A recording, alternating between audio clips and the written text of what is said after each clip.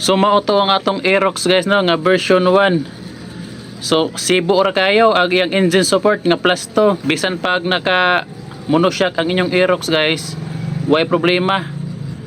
Kay mo lower na siya kunya ang mga wiring sana sila murag muinit ra siya gamay pero way problema guys. Suwa kayo. Ta mga mangutana diha, comment lang mo.